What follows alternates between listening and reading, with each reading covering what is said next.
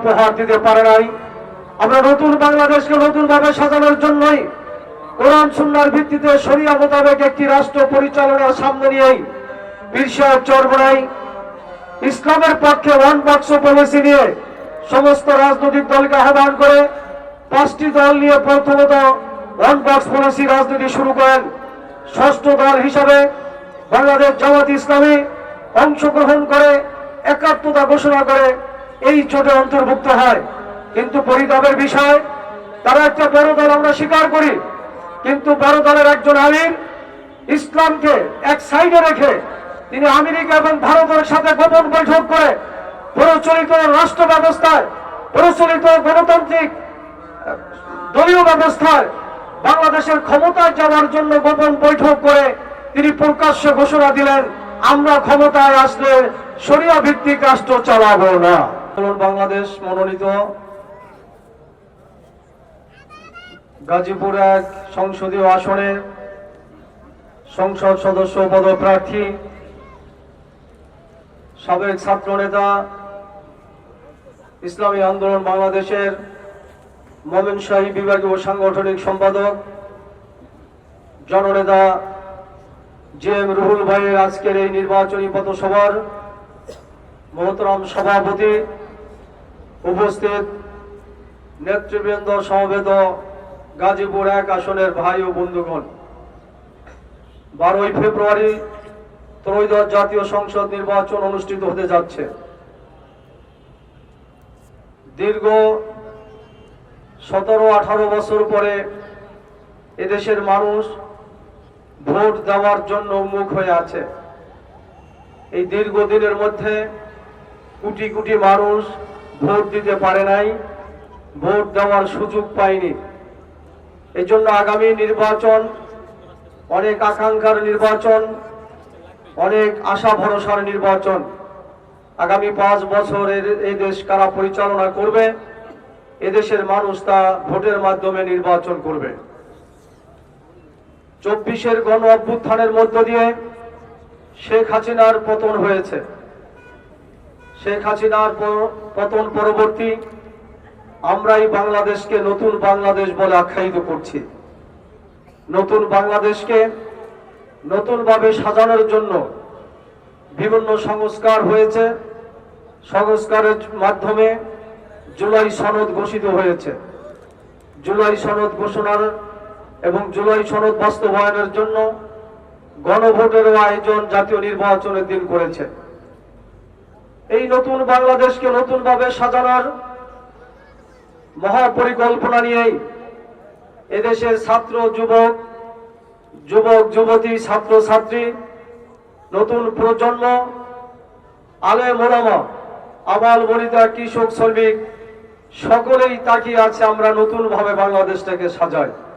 কেননা দীর্ঘদিন যারা রাষ্ট্র পরিচালনা করেছে, বৃহত্তম এই মুসলিম কান্ট্রিতে শাসক হয়ে তারা শোষকের ভূমিকায় থেকে দুর্নীতি, সন্ত্রাস, চাঁদাবাজি, মারামারি, কাটাকাটি, খুন খারাপি, দেশের টাকা বিদেশে পাচার, আঙ্গুল ফুলে কলা গাছ হওয়া ছাড়া আর কিছুই তারা হতে পারে নাই বা আরো কিছু উপহার দিতে পারে নাই। এই জন্যই এই জালেম মুক্ত এই নতুন বাংলাদেশকে আমরা নতুনভাবে পরিকল্পনা করছি। সে হিসাবে এই নতুন বাংলাদেশকে নতুনভাবে সাজানোর পরিকল্পনা নিয়েই মুসলমানের এই দেশে 71 থেকে এই পর্যন্ত আমরা আওয়ামী লীগ, বিএনপি, জাতীয় পার্টির শাসন দেখেছি। মুসলমানের দেশে তারা কেউ ইসলামী শাসন করতে পারে নাই, উপহার দিতে পারে নাই। আমরা নতুন বাংলাদেশকে নতুনভাবে সাজানোর জন্যই কোরআন সুন্নাহর ভিত্তিতে শরিয়া মোতাবেক একটি রাষ্ট্র পরিচালনার সামনে নিয়েই পীর সাহেব চরমোনাই ইসলামের পক্ষে ওয়ান বক্স পলিসি নিয়ে সমস্ত রাজনৈতিক দলকে আহ্বান করে 5টি দল নিয়ে প্রথমত ওয়ান বক্স পলিসি রাজনীতি শুরু করেন। ষষ্ঠ দল হিসাবে বাংলাদেশ জামাত ইসলামী অংশগ্রহণ করে একাত্মতা ঘোষণা করে এই জোটে অন্তর্ভুক্ত হয়।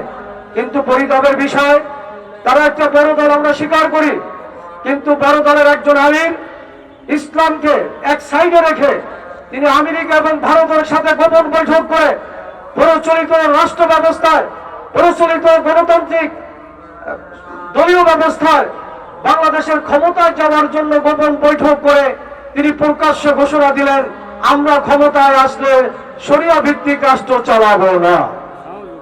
যেখানে শরিয়াত থাকে না সেখানে ইসলাম থাকতে পারে না। আমাদের মূলত অনবাস পড়েছি ইসলামী আইন বাস্তবায়ন করার জন্যই ছিল। পীর সাহেব চরমনাই এর জন্য আহ্বান করেছিলেন, যদি ওনাদের মতো বড় একটা দল শরিয়া আইন অনুযায়ী রাষ্ট্র পরিচালনার ঘোষণা না দেয়, যদি পরিচালিত আইনে রাষ্ট্র চালাতে ঘোষণা দেয়, তাহলে এদেরকে এই ইসলাম অনবাস পলিসিতে রাখা যায় না। যার কারণে পীর সাহেব চরমনাই অনবাস পলিসি অর্থাৎ শরিয়া ভিত্তিক ইসলামের ভিত্তিতে আগামী রাষ্ট্র সাজানোর পরিকল্পনা নিয়ে এখনো মাঠে আছে। আগামী জাতীয় সংসদ নির্বাচনে সর্বশ্রেণীর মানুষদেরকে আলেম-ওলামা, পীর মাশায়েখ, সাধারণ মুসলমান, হিন্দু, খ্রিস্টান, বৌদ্ধ যারা আছে সবাইকে ইসলামের এই ছায়া নীতিতে আসার জন্য অনবাস পলিসির সবাই ইসলামী আন্দোলন বাংলাদেশ হাত পাখা নিয়ে নির্বাচনে অংশগ্রহণ করছে। প্রিয় ভাইয়ের আমার, ইসলামী আন্দোলন বাংলাদেশের নেতা কর্মীরা যারা আছেন, আপনাদের উদাত্ত অনুরোধ রইল, মনে রাখবেন কথাবার্তা ক্লিয়ার। আমরা ইসলামের জন্য রাজনীতি করি, ইসলামকে অগ্রাধিকার দিয়ে রাজনীতি করি। আমরা আওয়ামী লীগ, বিএনপি, অন্য কোন জোটমোট বুঝি না। যেখানে ইসলাম আছে, ইসলামী আন্দোলন সেখানে আছে। কথা ঠিক না বেঠিক? সেহেতু বিরাট চ্যালেঞ্জ দিয়ে আমরা ইসলাম প্রতিষ্ঠার স্বপ্ন নিয়ে ময়দানে আছি। এই জন্য ইসলামী আন্দোলন বাংলাদেশের সকল সহযোগী সংগঠনের, বাংলাদেশ মুজাহিদ কমিটির প্রত্যেকটা সদস্য, দায়িত্বশীল কর্মীদের চ্যালেঞ্জ দিয়ে এই ময়দানে থেকে 12 তারিখ পর্যন্ত যুদ্ধ লড়াই করার জন্য কারা কারা প্রস্তুত আছেন? এখন থেকেই আমরা সকাল, সন্ধ্যা, রাত্র আমরা যেমন পরিশ্রম করে হাতে হাতে হাত ধরবো, মানুষের পায়ে ধরবো, আমার মা বোন, আমাদের স্ত্রী সন্তানদেরকেও তার সাথে আশেপাশের ঘরে ফেলাজে দাওয়াত দেওয়ার জন্য মা বোনদেরকেও পৌঁছে দেবো ইনশাআল্লাহ। পাশাপাশি গাজীপুর শ্রমিক ভাইদেরকে অনুরোধ করতেছি, সুন্দর একটি শ্রমিক বান্ধব এলাকা গঠন করতে হবে, চাঁদা মুক্ত, দুর্নীতি মুক্ত একটা এলাকা গঠন করতে হবে। তাহলে একটা ইসলামের শাসকের বিকল্প নাই। সেই হিসাবে আমাদের জিএম রুহুল আমিন ভাই, তার নেতা পীর সাহেব চরমনাই ওলামায়ে কেরামের সান্নিধ্যে থেকে জেনারেল শিক্ষিত হওয়ার পরে জেনারেল ভিতরে ইসলামী আদর্শ থাকার মধ্য দিয়ে তিনি রাসূল পাক সাল্লাল্লাহু আলাইহি ওয়াসাল্লামের আদর্শ উজ্জ্বলিত হয়। তিনি যদি এমপি নির্বাচিত হন, আপনাদের প্রত্যেকটা ভোট আপনাদের কাছে পৌঁছে দেবে, এতে কোনো সন্দেহ নাই ইনশাআল্লাহ। এই জন্য আগামী 12 তারিখের নির্বাচনে হাত পাকার পক্ষে আওয়াজ তুলে আমরা যেমন মেহনত করবো, এলাকাবাসী ভাইদের অনুরোধ করবো, আসুন আগামী 12 তারিখ সারাদিন হাত পাকায় ভোট দিয়ে ইসলামের পক্ষে অবস্থান নিন। আলহামদুলিল্লাহি রাব্বিল আলামিন। সবাইকে ধন্যবাদ।